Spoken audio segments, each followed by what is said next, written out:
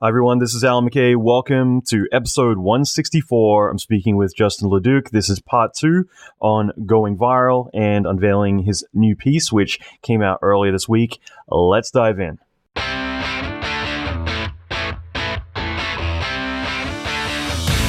Welcome to the Allan McKay podcast. Allan is an Emmy Award-winning visual effects artist and mentor to many leading industry experts. Listen in as Allan talks with other industry leaders in film, video games, and visual effects about their experience, lessons, and methodology. Allan will teach you pivotal advice to fast-track your career, better your skills, and reach your ultimate dream job. Check out the latest episodes on AllanMcKay.com. Have you ever sent in your reel wondering why you didn't get the call back?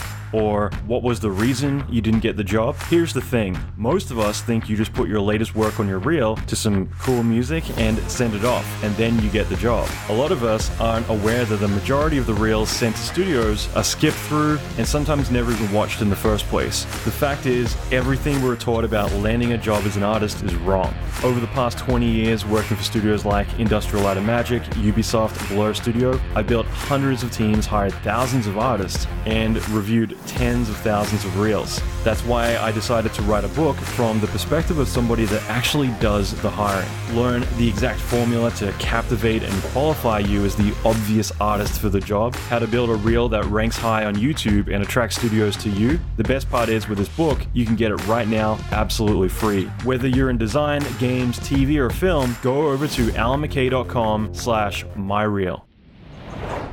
Okay, so welcome to part 2 of this podcast episode with Justin Leduc. I'm excited about this. I think this is going to be a lot of fun just to dive into discussing his new piece, which he's releasing this week. So not only do we further our discussion into his work and everything that he's been building on this, but also we start to deconstruct his latest piece and talking a lot about that. So I think this is going to be a lot of fun as it's in real time. This is just as this piece is coming out. We're going to be diving into not only why it was created, how it was created, but also the intent behind it and everything else in between. So this is going to be a really fun second part to this discussion. Before I dive into this, one thing I want to quickly mention is I'm releasing a brand new high-end visual effects training series, which is going to be about 5 videos, 7 hours of training content around Venom, the movie. So I'm going to be breaking down some big visual effects sequences.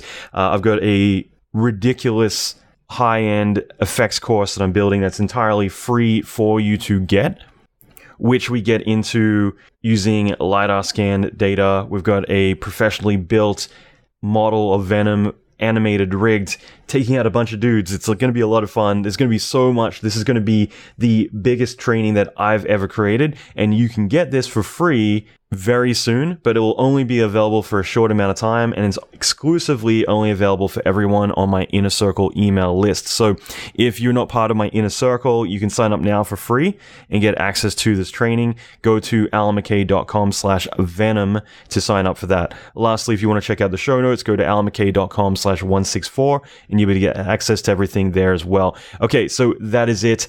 Let's dive in. Well, especially on Instagram. I feel like on Instagram, people really encourage this like style. This guy does this style, and I want to follow him for this style. That's it. Yeah. And no one really follows someone. Well, I'm not going to say no one. Most people, I feel like the mainstream audience, maybe, if I can put those people in one group, don't really follow people for the quality. It's just for the quality. Just literally any style. I just follow you for the quality. No, people follow for style, most cases. And I feel like for me, I want to kind of like hopefully force my audience to follow me for, hey, I'll do anything but you'll most probably like it. And that's what I'm hoping that you like it. So that's good, man. I like that. And just to kind of beat it to death a little bit longer, but I'm curious, like, what do you think with the Golden Gate, with your monster piece, like, what do you think like really kind of made it viral? Like if you were to kind of decipher it, because I'm sure you've thought about like what specifically was it that made it like want to get shared, want to get noticed? Like what do you think was the formula for that? Well, the formula was exactly that. The formula. It was a trope, right? It's a complete trope. 2014 Godzilla attacking the Golden Gate Bridge. I keep saying that I didn't really choose the Golden Gate Bridge to recreate that Godzilla scene or whatever, right? It just came to be like, okay, well, it's a landmark. Everyone recognizes the landmark. I mean, it's probably why they also use the Golden Gate Bridge in Godzilla. So really, yeah. So I think it's a mix of something recognizable, a landmark that everyone knows about, and then you put the extraordinary into the ordinary, and you get something that's that just like fools people, makes them think, what's going on? Is this real? Because there's a certain level of photorealism, and then so really that's all the nice ingredients. But first thing first is the idea, and the idea is a complete trope, all the way to the design of the monster. That took me 10 minutes to design, not even, and then much more time to create, but to come up with them at least. A cloak and some metal gloves. I mean, what's more cliche than that, right? And then, so I mean, things are cliche because they work. Obviously, right? Of course, blockbuster movies and whatnot, right? They all use the same formulas and cliches, but it's true to the narrative that you make it original. But the narrative on Instagram is. It's always pretty small, right? You got a very short window to tell something. So I didn't go too far with the narrative, but it speaks for itself. And I think what also made it viral is the cinematic aspect of it, the epic, the giant, right, the immense scale of it that we don't see often on Instagram. A lot of people like to, and it's a good thing, but like close-ups of anything they show. CG renders, it's always a close-up of something, and they get it. But I want to show a complete scene and environment. And I mean, look, people ask me, did you know this was going to go viral? No, I didn't. I mean, I thought every post I posted in the last 3 years was going to go viral. No, I don't know. At this point, you never know. You just always question yourself. Mm-hmm. I only have my girlfriend to give me an opinion and a sense of how popular something is going to be. And she likes all my work. I mean, maybe she likes this. Maybe she liked this one a little more, but really, it didn't give me any sense of is this 1,000 times better than what I do. She's like, this is an 8, whereas all the other stuff's a 7. Exactly. So I can't tell for myself. There's no way I'm going to come up with my own rating because I don't know. So that's cool. And I guess when you were posting your next piece being the eyeball. How did that feel? I mean, I'd imagine there's a bit of pressure there, when you're hitting the publish button. So I was already working on this, even before it went viral, even before I posted my Golden Gate Bridge video, I meant to say, because it went viral instantly. But my eyeball was something I've been wanting to for a long time.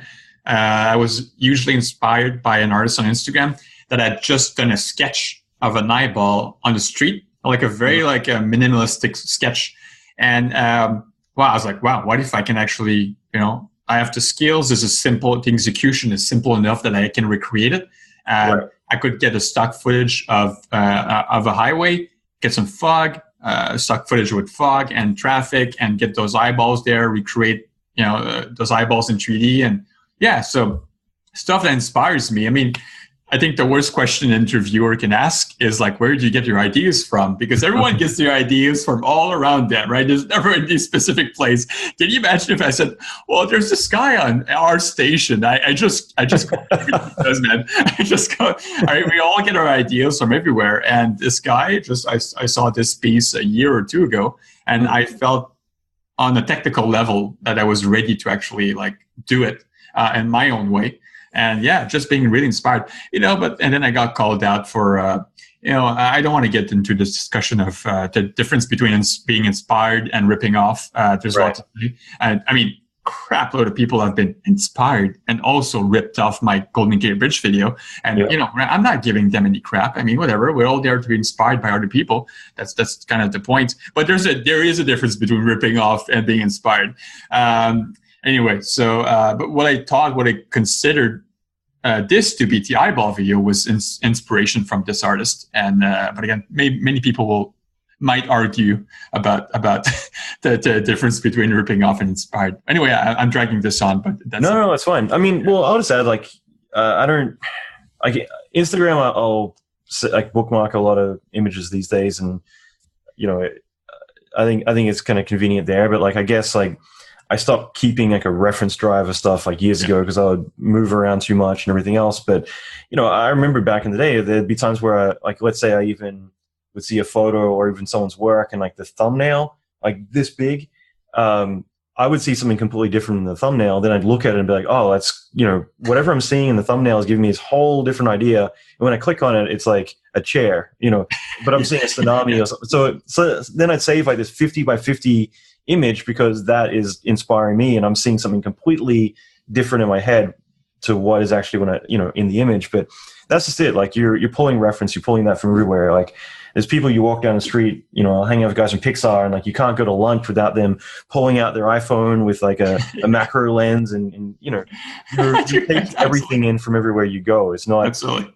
But you're right. Then there is the other way, which we don't need to dive into, but I've seen a lot of people doing that to your stuff already, and it's like, great. Well, you're following a trend, and there is like, I'm going to literally replicate this, thinking I'm going to get, Justin's success. And that is different when you are just trying to blatantly copy stuff. But I think as artists, like we're pulling art and ideas from everything that we have, so like I've got a crap load of art books down there that I'm just always looking at just because it's cool shit. And absolutely. It might give me ideas that have nothing to do with the topic that they're covering. So absolutely. We're artists. What we do. What I say to people is like, hey, people have asked me like, hey, can I recreate your piece? Well, okay, very few have asked me this. Okay, most people just recreate my piece. That's it. They don't ask me. They don't tag me. Whatever. But and then thankfully, because of the size of my audience, people in the comments call them out because I've got enough people looking out for me. Yeah, so that's a good perk with being Instagram famous. But yeah, so my point was, look, I don't want to do any name calling or just like call out any names, but I am going to call out Photoshop. What happened is that a year ago or 2 years ago, I'm an artist. I want to be featured on a Photoshop account. It's Adobe Photoshop. I mean, who doesn't love this? Who doesn't love this software? I mean, it's a complete monopoly, and that's the only software for photo editing. And yeah, so and then what the Photoshop account did recently is that they featured an artist that literally, I'm not kidding you, I don't know if you've seen it, but it's literally a still of my piece. I mean, it's not taken from my video, but he recreated a cloaked monster with the little torn fabric with the gloves hanging over the Golden Gate Bridge and just looking at cars, and it's a still. And they featured this. It's basically a takeover. This guy was doing a takeover of their account, so was posting every day an image he's done. All right. So he starts with Golden Gate Bridge. Nowhere in the caption does he credit me, right? Yeah, guys, I came up with this, blah, blah, blah. And so many people in the comments, like, tag me and like, why aren't you doing this? Why aren't you giving out this name or putting him in your caption? I think at some point, so I messaged him a bit back and forth, and he said, well, I can't really edit the caption. It was part of the contract I did with Adobe, but they ended up putting my name in the caption. All right, the following day, Adobe Photoshop features another composite of this guy, the same guy. It was the Golden Gate Bridge, but with eyeballs floating around it. Oh my God. And here's the thing. In the caption, this time, he didn't tag me. No, he tagged the artist I was inspired by for the eyeballs. I was so shameless. Yeah, like I was so entertained. I was very entertained. I didn't say anything. I stayed quiet. I just observed. But my God, I mean, I need to say something at some point. This is just ridiculous. I mean, it's Adobe Photoshop. It's the Photoshop Instagram account. Yeah, man, I feel like it should have more credibility, integrity. I will say that there's a very big software company out there that posted something recently, which was from like one of my students, and they were basically they didn't say it was from their software, but it was like it's their software account, and they're posting like cool work, and everyone's like, oh my God, going crazy for it. And like I knew that it was made in Cinema 4D, so I'm just like, come on, man, like you're showing stuff like this is our software, and it's like it's not. Like what the hell? But that is shady, and like at least kind of going that extra step of showing, let's say, people who inspired you. I mean, again, it's kind of going back to the troll stuff where when you have people kind of lashing out or doing weird stuff or going out of their way, like in this case, it says so much about like what's going on in their head that like they're so insecure that they're having to like really one up you or try and do damage to you because they're insecure themselves and need to kind of like I don't know, it's just amazing to kind of see like, wow, like what's going on in your head, because like maybe before it was like an accidental, let me rip off something to, get some attention. But then it's like, now I'm trying to really mess stuff up and be a dick, so yeah. I mean, look, that was, I'll call it what it is. That was a ripoff. There's many people that have recreated this kind of like camera inside of a helicopter, looking at a landmark or float and just like circling around something else, but they've made it their own. And thank God, like I will like it, I will share it. Thank you for taking something that I put out and then making it your own and making it as good as mine, what I consider to be as good as mine. And that's awesome. That's inspiration. Yes. That's your own creativity. That's all good. I mean, I never said I came up with the concept of a camera inside of a helicopter. Absolutely not. So, do your thing. And I'm sure there's some guy on the Envato, the Audio Jungle website, that's profiting a lot from helicopter noises. And so there's someone that's making a lot of money from this. But that's not me, but someone. But yeah. I'm working on my latest piece right now. It's these two dudes fighting in a crater. The whole news thing's capturing it all. It's going to be amazing. Oh, yeah, I can't wait to see it. It sounds awesome. Obviously, I'll post this episode after this piece comes out. But really? You want to talk about your latest piece? Sure thing. My latest piece. Right. So my latest piece, it was my tribute to Dragon Ball. I think like a lot of people my age and hopefully my audience has grown up with Dragon Ball, and it was always been a huge inspiration. I mean, it's the biggest manga out there, and I mean it's coming back, right? It's coming. A lot of people that grew up with it, and now it's also back in pop culture, so they're like rewatching it. So it's kind of making a big comeback. Working on the movie, by the way. Sorry, what? I had a meeting about the live action movie, and they showed me some stuff from it, and I'm just like, yeah, I'm not going to do this. Sorry. Okay. All right. Yeah. Thank you. I respect that. Yeah. I just don't want to talk about it. Thank you. We have a rule in our apartment. My girlfriend has never seen it, and yet I've made a rule to never talk about it. That's just a rule in our apartment. Good to know. So my latest piece, my tribute to Dragon Ball, but really it was more of how do I say this? It felt like there's this thing I've been thinking about for some time now. It's this concept of being in your bubble, being by yourself, isolated, but you have a huge crowd cheering at you. And that's something we see rarely in movies. And the only movie I can think of is Speed Racer. Speed Racer finishes the final race, Grand Prix, is in his car, the Max 6, and it's just like taking off his helmet, and he's got a huge crowd around him, applauding him and cheering for him because he's won and he's been the best and he's been number one, but he's by himself. A lot of sports movie, they have a huge crowd cheering for whoever won, but they're always a team. They're always a bunch of people around. They're like, and there's this thing that I found and that I started like only when I was done with my latest piece did I start realizing, it's going to sound weird, but this is my Speed Racer moment. I'm literally playing Superman in front of a huge audience. I'm literally like putting myself out there. Look at me, I'm so cool, so powerful, and and I'm the best, and I've got a huge audience now. It's kind of weird. I've been almost connecting the dots as to what made me do this piece as soon as I got famous. Why? Like what? So it's kind of weird when you go down the psychological, the reasoning. It's kind of funny sometimes. Sometimes you discover things about yourself that are kind of like interesting. But I call it my Speed Racer moment. So that's my next piece. That's how I describe it. But yeah, it's really my first experience with blending 3D with real life action. There's a transition between CG and real life that I think was a real challenge. That's something that scared the crap out of me. I mean, here's how I pitched this next animation 2 months ago. So I'm going to be fighting this dude, and then I'm going to be kicked, and then I'm going to be kicked really hard, and I'm going to get close to the camera. Then I'm going to turn around, what do you want? Are you guys okay? And I'm going to fly back to the fight, and it's going to be so freaking cool. And then I started to work on this thing, oh my god, the technical challenges. Jesus Christ, what did I do?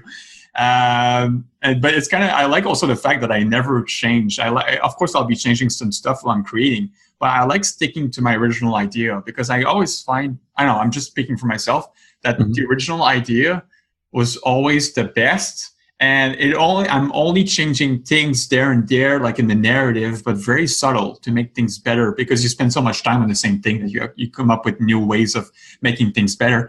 But I always like sticking to that original idea that it's simple, it's easy to understand, and so, and the only thing I'm scared about is the audio. This piece is a bit reliant on the audio, and that's not something we see often on Instagram. And I thought about adding closed captions, and I did, but then I was like, visually too distracting. It's too distracting. Yeah, exactly. So I'm like, God damn it, the hell. Then I'm be like, all right, well, I'm going to say in the caption, the first thing I say is like, hey, this piece requires audio.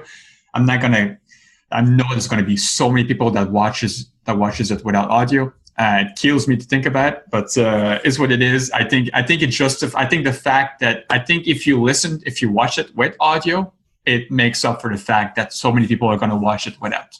I think it just brings that much to the piece. And I'm proud of it. But you know what? Sometimes I look at it, I'm like, the hell am I doing? Why? This is so stupid. This is so childish. But sometimes I say that a lot, and I feel like Hollywood is a great representation of this. Is like, we all want to do what we thought was so cool when we were teenagers. It's kind of, because it's got this very eye candy, right? So like, what I've just done right now is really what I would have dreamed of doing when I was 15. And I'm kind of just like, look, here you go, 15-year-old self. For 15-year-old Justin. Yeah, hope you're happy. Hope you're proud. Yeah, it's a tribute to 15-year-old me. But I think it's great too because again, like we were talking earlier, and you were mentioning that after this piece, you're going to be doing another piece, and that one's probably going to be a bit more consistent with everything else. But that's the great thing, is that you're exactly what you said before. You're not willing to put yourself in a box where it's like, I'm only going to do neon photography, or I'm only going to do white interior mansions, or so with you, as you want to experiment, and you're willing to do that rather than being like, well, this won't mesh with everyone who's looking for another monster looking over a bridge. But this is, I define my pieces in two categories: crowd pleasers and self-serving kind of That's posts. Awesome. Really, it's really what it is. But I'll go back to crowd pleasers soon enough.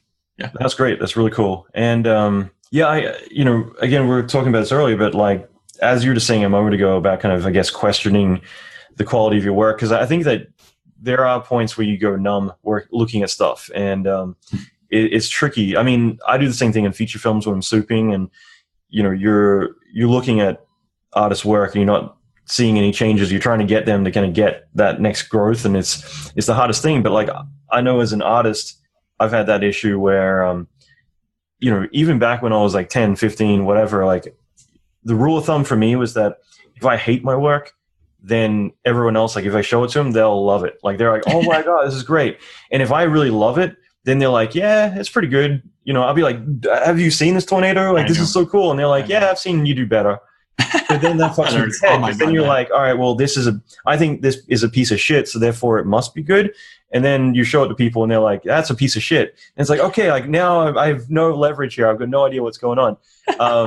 And it's so can't please everyone. You got to remember this first. Can't please everyone.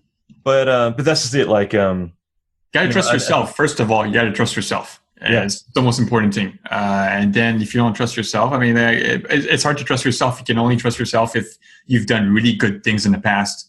Mm-hmm. Trust yourself to do good things again in the future. But it's never easy. Sometimes you're not the bitch judge of your stuff. Yeah. So do you want to walk through the shot? Like, what's your typical process when you start a shot? Because I know that there's going to be people out there who are maybe overwhelmed with getting started, because making something cool is one thing, but even just kind of coming up with the concept. I think with you, just looking at your piece, like you've already established, foreground, midground, background. Like, you're approaching this from photography. You're not approaching this from, I'm going to make a cool concept piece. So yeah, exactly. Like how do you initially start a piece like this? You have any piece in mind specifically, or just any piece? Well, I'm thinking of your daydream. Yeah, sure. How do I approach? As everyone's going to call it. Yeah, absolutely. Yeah, right. You mean in the technical sense or in an art direction sense? I think, yeah, I'm thinking more production. I'm thinking more literal. But like, yeah, just like, you've got an idea in your head, but okay. How do you sit down your computer and you're like, okay, make good art now? So you're asking me where do my ideas come from, basically? Yeah. Well, more how do you get started? Like, what's the step when it's like, okay, I've got an idea in my head. I'm going to do the Dragon Ball Z. I'm going to do something fun. It's going to be me. I try to explain to my girlfriend. She has no idea what's going on. You're right. Exactly. That's very accurate. And start. So, do you initially start sketching something out? Do you just, start blocking something out in 3D or on After Effects or what? I guess my process, might be a little bit boring for a lot of people, but basically I just like a lot of things. It's kind of weird. I should really be sketching things out, but I don't. But I really should. I just don't know why. Because I think I think of myself as being good at having a clear idea of what I want in mind, of what I'm expecting. And so while I start is like looking at 3D models online, and I found this crater. All right, amazing looking crater. I can afford it. Okay, how am I gonna decorate this crater? What am I gonna put around? What's gonna be a setting? Then I started looking at imagery of Dragon Ball. Okay, what are the big rocks like? What do they look like? So I started finding 3D models. So there are pieces where I create a lot. I 3D model a lot of it. There are pieces where actually most of the models you see are purchased or online or found online. But yeah, that's what's, by the way, this anyone that wants to get into 3D listening, my God, the amount of resources online, affordable resources. I mean, 3D is a very expensive hobby, but in terms of 3D models, photography. So I can say photography is a way more expensive hobby. I mean, yeah, those hobbies are. I mean, I definitely spent a lot more money on 3D. I basically just photography. I spent a lot of money on a camera and a few lenses, and you can do so much with just two lenses. So much, just two lenses. So yeah, but 3D, my God, it's just never-ending plugins and subscriptions and models. Anyway, so yeah, so I started like finding the exact models I'm looking for, and then I start putting the piece together, and this is really where I start designing. Instead of sketching anything out, I start putting those elements together. And what really matters from the get-go very early on is the atmosphere. It's not really where the elements are positioned or what they look like, because anything can be replaced really quickly, but it's really the mood. I want to settle on the mood right away. And what really gets me going, what really gets me excited is like foggy or sunset, those really like nice, eye-popping, like flashy, eye candy kind of atmospheres. And then once I settle on the mood kind of dictates what's going to be the environment like. Is it going to look creepy? Is it going to look very flashy, very sunny, very nice, very polished? Or is it going to look destroyed? If it's creepy, it's going to look destroyed. Or, want to go for these extremes. If it's sunny, all looks good. If it's creepy, all looks destroyed. So, so that's so the mood kind of dictates everything I'm going to do, like in the process of positioning elements and creating a scene. And then, not much really changes after that, really. I mean, we're just talking about an Instagram post that lasts 15 seconds, and it's usually just one shot, one camera angle.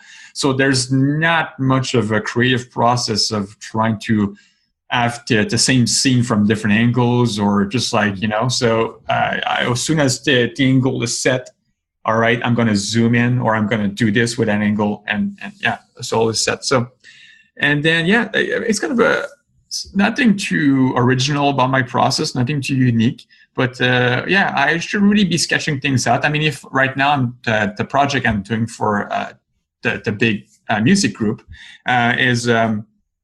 I've basically done a proof of concept, right? And that's the first time I've ever done a proof of concept. And already proof of concept, God damn, it took me 5 hours to just make, because I'm a very, very slow worker, and I'll take my time. And I also consider myself as a huge beginner, and that's not me trying to be humble here, a huge beginner. So I'm still figuring out so much stuff as I go. I'm still looking at tutorials for so many things I do.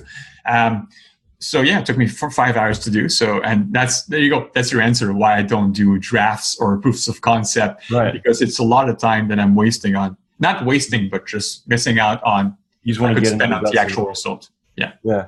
Well, I think it's kind of interesting too. Like, my whole philosophy is like when you're a junior, that's, when you have zero experience, that's when you don't consider yourself a beginner. That's when you consider yourself to be the shit.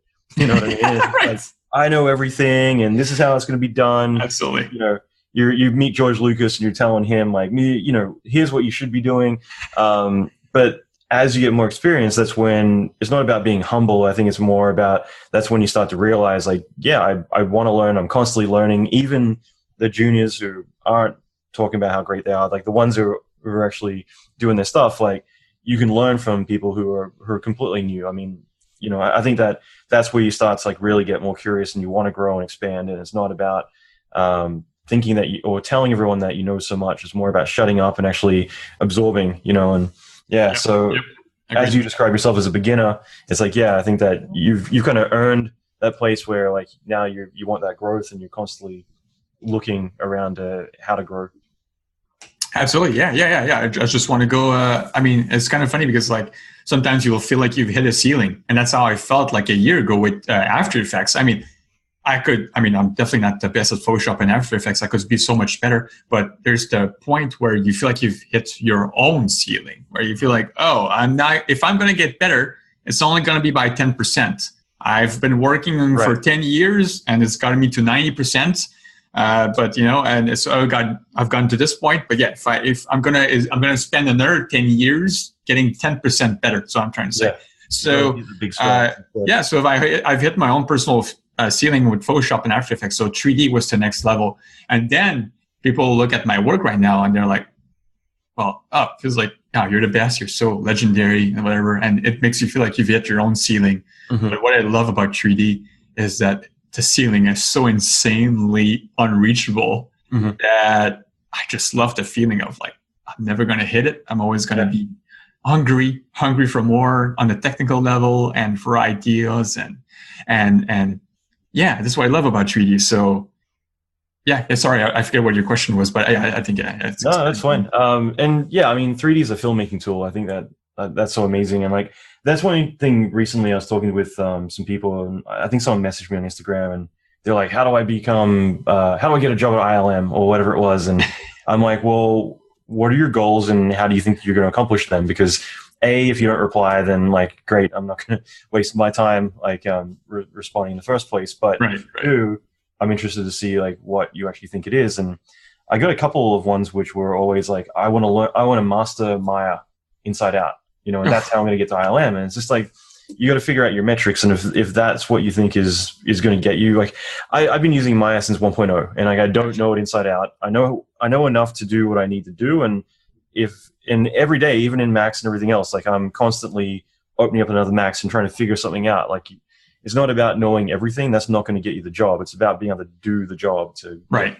So you focus on what's important. So, even with 3D or After Effects, whatever, knowing everything about it is not going to make you a better artist. Absolutely. Doing it over and over and over is going to make you better. So yeah, but I love that. Even better is the idea of what the ideas you come up with. Really, what I've realized. This is what I take away from my monster video is that the idea is king, and we know this already. Yeah. Oftentimes, we don't really apply it to its full potential. We think of a mildly good idea, and we may try to make the best out of it through our technical skills. And technical skills are very impressive to people that don't know anything about 3D. It doesn't matter though. The idea is king. Yeah. So I might be impressing a lot of people with the 3D stuff I do, but trust me, I know other 3D artists look at my stuff and they judge, and I know they know how I've done something, and that's all fine by me. But yeah, the fact that I came up with a better idea or a more viral idea, that gives me a lot of power, a lot of credibility. That makes me stand out. But I also think like I think if someone's looking at your stuff and thinking like I could do better or whatever, that is more a sign of insecurity right there. Because like, I'm going to look at your work and I'm not going to think like, oh, I know how he did that. Or, it's not that. I'm like, that's fucking cool. Like, I fucking love that piece. And yeah, I mean, it's awesome that you don't even think about the technical aspects. That's amazing, right? You really look at the storytelling, the story I'm creating. I'm very slowly creating and developing. That's what's amazing. Yeah, absolutely. There's a lot of artists, you notice that they're all trying to imitate people. And there's all that glowy in the dark stuff. And it just feels very recipe-ish and formula-ish to a technical level. I get that we're all starting somewhere. We're all beginners at some point, but there's so much more you could do. And it's really just about like, oh, look, this looks actually very complicated. And visually, it's very tropey. And there you go. That's my work. No, man, come on. You can think of so much more than that, and you can do so much more than that. Come on. Yeah. Absolutely, man. That's great. And like one or two more questions, but I guess the big one will be what's in store for the future. You know, we kind of hinted towards it a little bit, but what do you got planned next over the next couple of months? Yeah, my God. Yeah, that's something I've been trying to answer for 2 months now. So the first thing is starting a Patreon. This could change my life or not. Yeah. And it's fine. I try so hard not to set any expectations for the amount of people that are going to, sign up for my Patreon. Not trying to, set any I am setting expectations, but I'm trying not to. It could just support me financially to a point where, hey, could I make a living out of my Patreon? Can I? Or if I don't, how am I going to compromise my day job with the Patreon? Yeah. Who knows? I'm just staying open-minded, seeing what's up. For the longest time, Patreon used to be this thing that I looked down on. It was like, I think most people did. Begging for money. What the hell? What are you doing, dude? Come on, you can't find your own ways of making money. Seriously, you want my money? But as soon as I start noticing all these amazing artists being on Patreon, I was like, and then I start supporting them. Oh yeah, this makes sense. Oh yeah, absolutely. I'm getting rewards. I'm getting stuff back on top of that. That's amazing. I love this. And there's still a stigma, but there's a stigma for a lot of things. There used to be a stigma for online dating. And then Tinder changed everything. It made it more accepted, right? Patreon, I feel like Patreon has definitely made this sort of like asking for money, kind of almost charity kind of thing, definitely more accepted and definitely makes sense because it does make a lot of sense. And it's amazing that we can do this nowadays. I'm in the right era. It just thank God. So that's something I'm going to try. I'm going to try, and if I'm trying, I'm definitely going to commit to it very seriously. That's why I've been working so hard for the last 2 months on rewards for my Patreons. I'm just something that's a lot of things in the work right now. So that's what I'm going to commit to. I see a lot of people try out Patreon, but here's the thing: it's hard to commit to Patreon if you don't have that much free time. It's hard to give back, and I absolutely get it. A lot of people leave Patreon, and I've seen it many times, and I get it.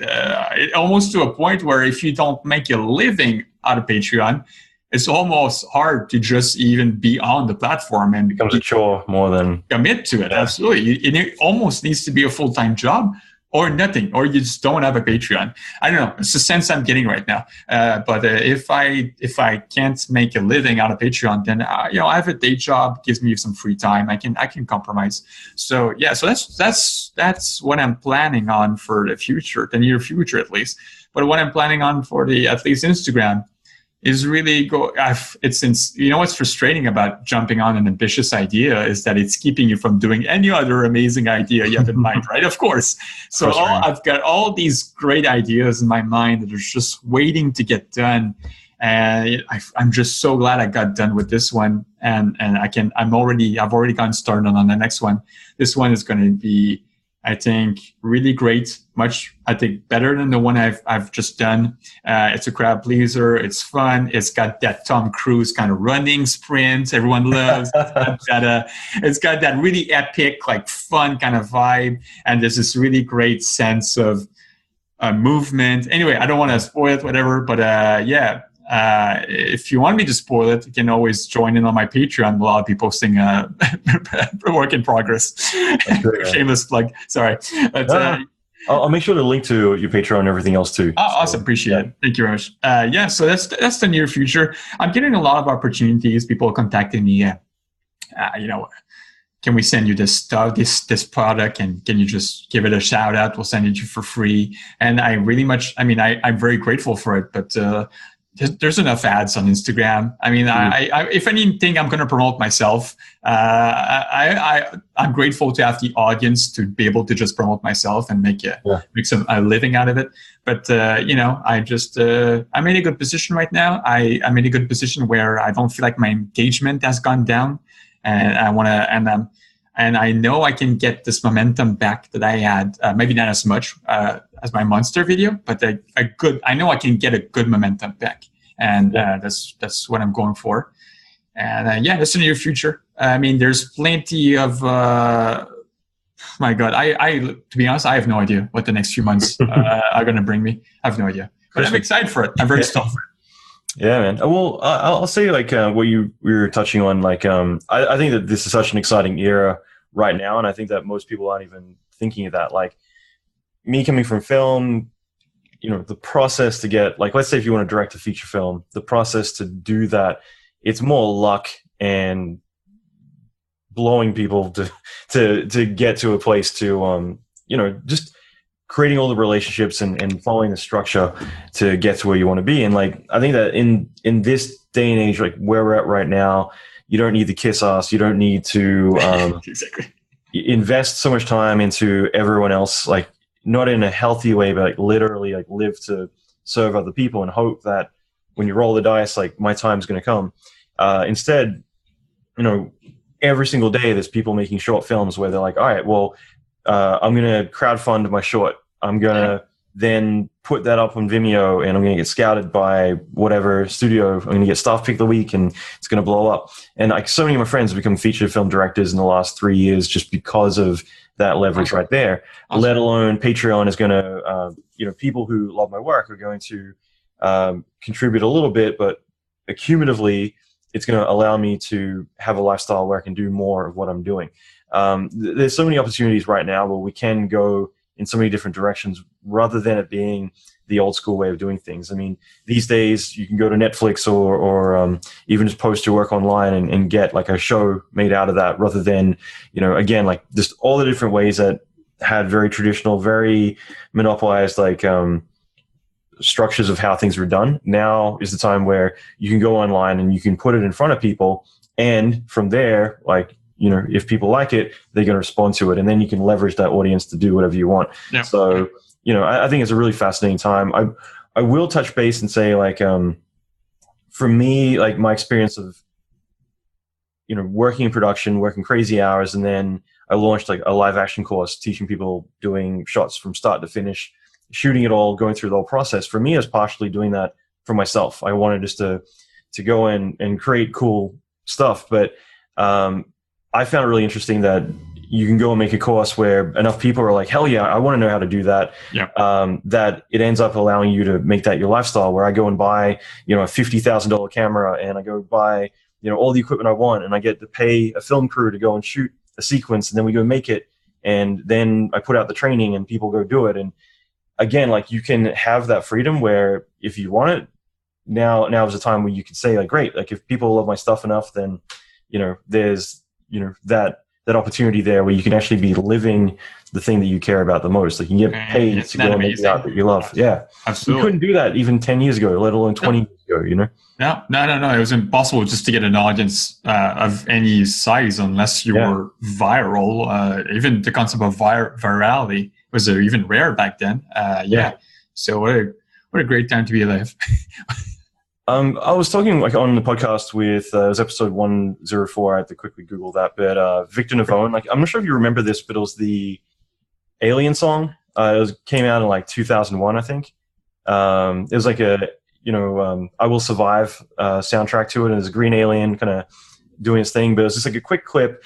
It got him a job at Pixar, and he's been at Pixar forever since. But it was kind of interesting because he made that just as a test video that he could put on his reel, send it in. He ends up getting Ed Catmull, to reach out to him personally saying, come over to Pixar.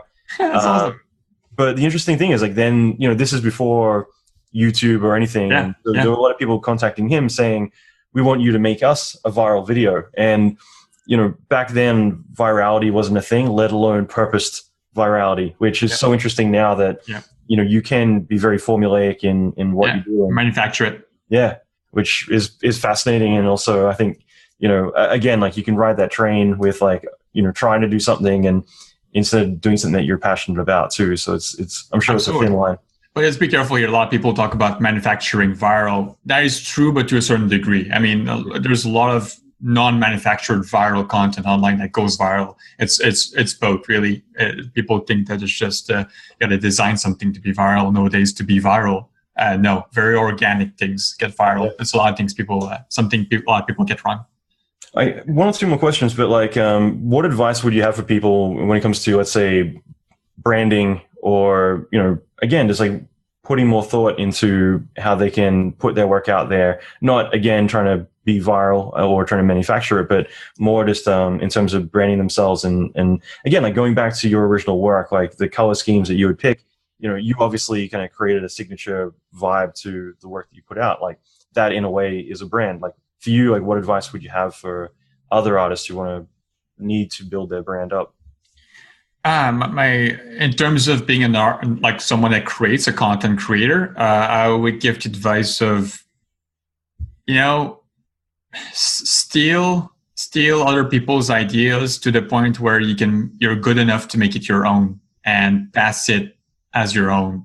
And have my work is sometimes a bit of a reflection of the mood I'm in, or the idea I go with is a reflection of the mood I'm in. So my life reflects in my work a tiny bit, but it's not that straightforward. It's not like I do two guys exploring a city. It's like, I'm exploring myself these days, guys. It's not black and white, but building a signature, man, I feel like I've built my signature on a bunch of tropes that I've put together, and that's it. It's really like those two red coat characters, or raincoats, the red raincoat characters are something I just designed in 2 minutes, and I did it this way because it was the simplest way to do it.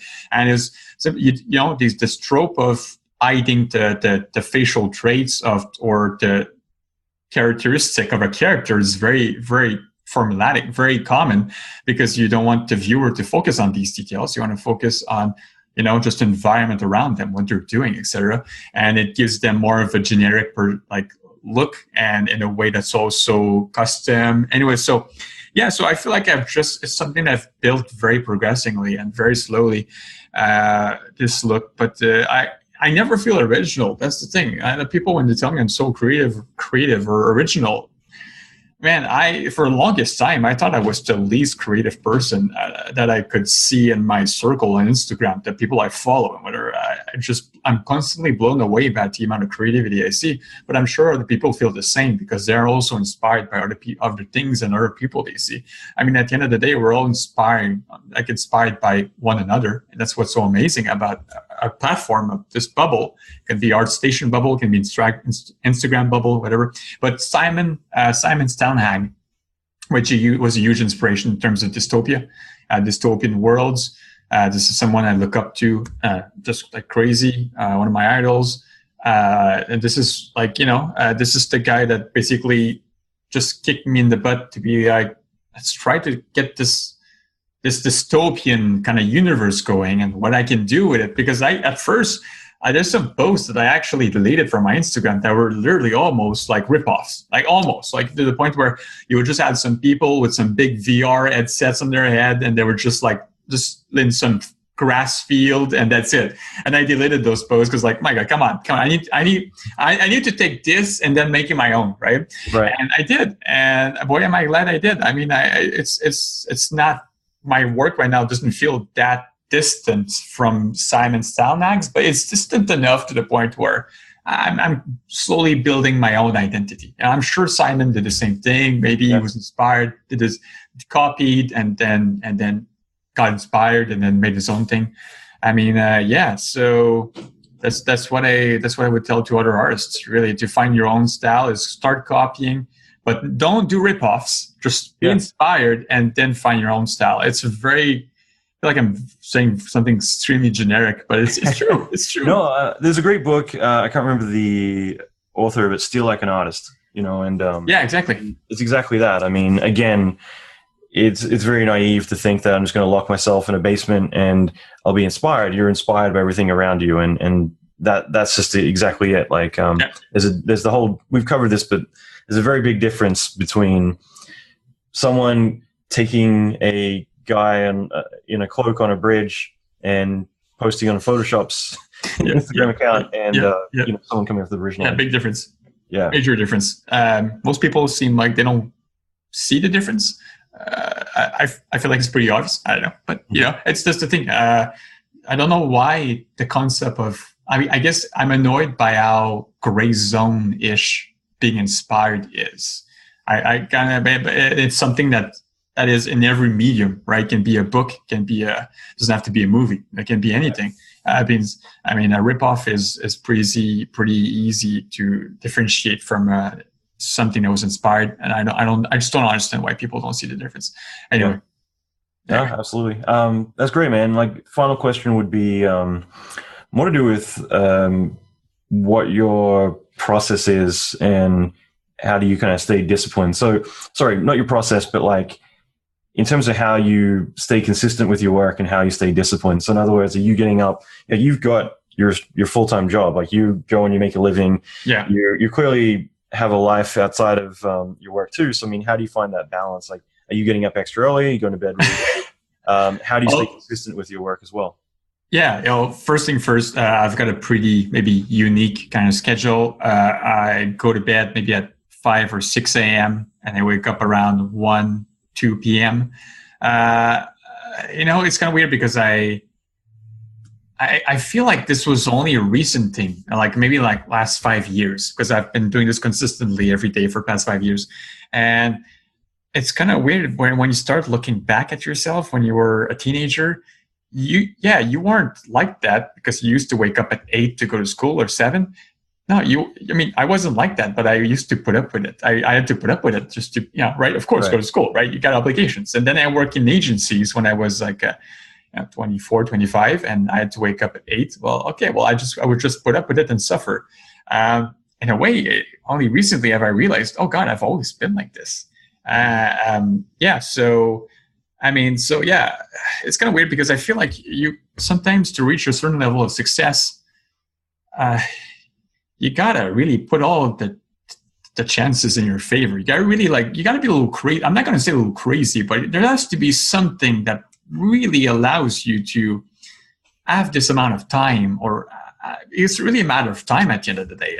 I'm not even gonna talk about passion. It's really a amount of time to really just own your skills, practice your skills for so many years at a time. You need that time constantly and consistently for so many years to be able to say, hey, on a podcast, hey, I'm 30 and I made this. Thank you. You're welcome. I just you need to, it's a very specific kind of case. And sometimes I'll talk with other artists that make amazing work and they've got a variable in their lives that's always been there. And that's always allowed them to actually create and get better. And sometimes, and that little variable can be odd, can be unique. And because you don't just magically have a full-time job and kids and you get to this level. It's got to be something, man. Something. What's going on there? It's got to make you think, what's going on there? How's this guy so good? I know some 20-year-olds that are amazingly talented. I mean, here's the thing: you can be born. You can also be born with cheats enabled, right? So, and that's what I don't. I was watching an interview with some guy that's crazy talented, and he was saying, "No, I don't believe that you're born any differently than others. We're all born the same, and people get better through work, and people end up being better." No, I'm sorry. No, that's just not true. I'm sorry. I personally disagree with this. Some people are born more, logical, better at maths. Some people are better with arts. That's fine. I just think that's and I'll have to work a lot harder to get to your level, and I probably never will. But that's fine. That's life, and that applies to any job or industry, of course. So yeah, really. I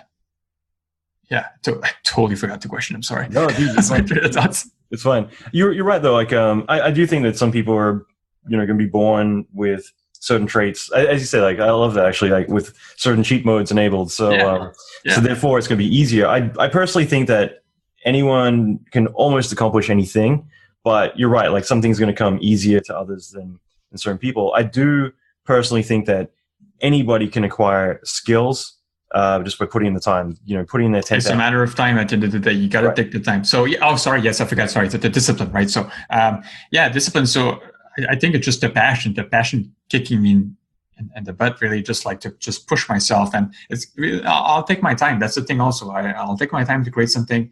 So I'll, work on I'll work all day, then I'll game a tiny bit, then I'll just work on my projects, my hobby. And it's at the last 2 weeks crunch time on myself, on my own terms, but still I'm putting a crunch time on myself. And like this is where really things start to take shape. This is really when you start getting excited. And when you start getting excited, the crunch time is easy. It's not really discipline. It comes by itself. It's just, you're just getting excited, right? So you're putting out all that energy, that excitement into the work, and it just back and forth. With your progress makes you more excited. So but I've never been a really disciplined person. I won't pretend I am. It's just the excitement and the passion that really drives me. Super cheesy, but really it's just that simple sometimes. But I've never been a disciplined person. And I've never been, I hear people on YouTube, who's that guy? Peter McKinnon? He was saying on YouTube, you got to feed the beast, man. You got to feed the beast. But maybe it might be different on YouTube. But personally, I've never felt pressure to feed the beast. And, it's worked out for me. And maybe I was lucky too, but hey, it worked out. And, I'm going to feed the beast whenever I'm ready. And I wish more creators would adopt this. Look, there's enough creators nowadays that you don't need every creator to think I need to feed the beast. We have enough creators that we can So you could always go knock on his door. I'm like, come on, how do I feed the beast? Like, I know. Like, it's okay. We got enough creators that if they wait a tiny bit longer and you put out better content, I think would benefit everyone. But but again, maybe some of those content creators make a living out of what they do, and they need to feed the beast to live, and that totally makes sense. I'm totally talking from a perspective of someone that doesn't make a living out of this. So yeah. Absolutely. No, that's cool, man. It's been so awesome. Where would people go to find out more about you? And obviously, I'll link to everything in the show notes. Oh, you'll know where to find me. Sorry. Instagram. Google me. My mom talking to me about like, I've Googled you today, and this is what I found. Okay, every day. Thanks, Mom. No, very cute. But you can find me on Instagram at Justin Leduc, Leduc. And no, I am not Vietnamese. A lot of people think I'm Vietnamese because apparently that's a common last name in Vietnam. I didn't know about this. As soon as they blew up, should be more French, like Legrand, something like that, right? So on Instagram, that's about it, really. That's I've gotten a crazy amount of followers on YouTube since I blew up, and on Twitter, I wouldn't say crazy, but like a lot, many hundreds, and I'm like, okay, I have never posted on these platforms, but okay. Maybe you guys are waiting for me to post something exciting there. Thank you. But so really, I'm just on Instagram. Really, and if my Patreon ends up working out, I will definitely be active on Patreon. I will commit to it, and it's not something I'm just putting out there. It's something I've been thinking about for a long time, and I know everything I want to put out, and the consistency and what I want to talk about, and hopefully people find it exciting. I find a lot of content creators on Patreon don't talk too much. I think that might be intentional. It's kind of the platform where you want to just support an artist, but you just want to get to rewards. It's just not really a social network. It can be, but it's not really a social network. So I'm kind of trying to feel out the what culture on Patreon is. And once I feel it out, I'm going to adjust. But right now, I feel like I got a lot of things to say. That I want to tell to people that support me. That's awesome, dude. That's so cool. And finally, is there anything else you want to add? If there's anything I want to add, I would say I find it super interesting how art has taught me things I didn't know about myself this year. It's kind of funny. It's kind of like you put out a reflection of yourself, and then what it brings back is knowledge on yourself. And what I've been thinking about for a couple of months now is the aspect of control, and just the word control. And it's so weird how it just taught me about myself. And it's just like, it's just like, I've always wanted to be like, okay, well, why do I want to get into 3D? Well, because I want to have better control over the storytelling of what I'm creating. I want to have better control of the environments. Photoshop, you just find things online or you shoot them yourselves and you're stuck with whatever you shot or whatever material you have. 3D, you have all the angles at your disposition. So 3D, okay, better control over what I'm creating. Okay, well, I want to have complete control over my portfolio. I want no ads in there. I want no intrusive content that's not from me, because I love control so much. And then you're like, oh, well, how does that bleed into my real life? A lot of times when I talk to people, I have this nasty habit of wanting to control maybe conversations. And I take that from my dad. Thanks, Dad. But I'm just like, I wouldn't define myself and sometimes you think about like, it bleeds into ways you behave, but in a more subtle way. Maybe I'm doing a group project. I like to control every aspect of a group project.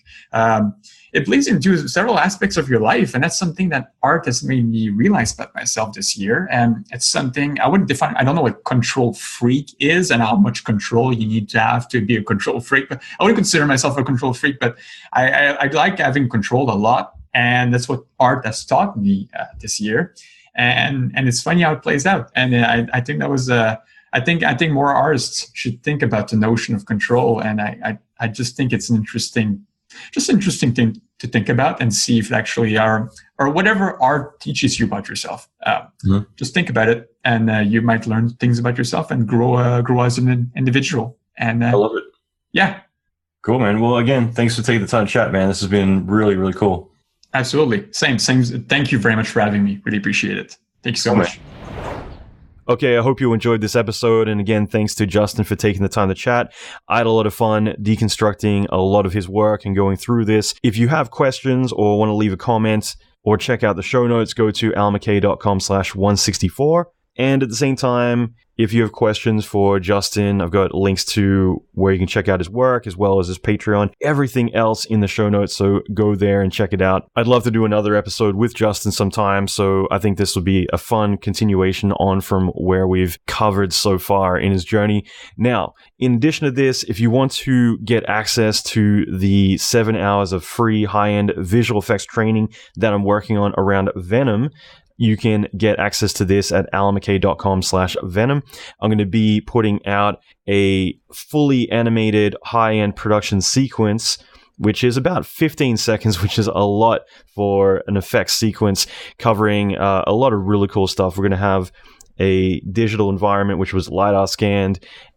The animation was actually done by one of the animators who's worked at ILM and a lot of other big productions as well. And this is just going to be an epic sequence. I'm really excited to put this out, but it's only available for the next couple of weeks. So get on the Inner Circle list now, as it's exclusive to everyone on there. If you go to allanmckay.com/Venom, you can sign up for this right now. Finally, I'll be back next episode with Cameron Smith, who is a lead compositor at Weta Digital. We get into everything from recreating Paul Walker as a digital double and all the challenges involved there, as well as, in general, a lot of really in-depth conversations, as well as how he got his first job in the industry. And this is an episode, or sorry, a person, I should say, that I've actually referred to in the past. I've known him since he literally sent in his first ever demo reel as a junior artist, all the way through till now. And I haven't spoken to him in quite a while, but it's been really great to catch up and see how his career is shotgunned and all the success that he's had. We get into a lot of really cool stuff. So that's going to be next episode. Until then, get the free training at allanmckay.com/Venom. Check out the show notes, allanmckay.com/164, which links to Justin's Instagram as well as his Patreon, everything else. And I'll be back next episode with Cameron Smith. Until then, rock on.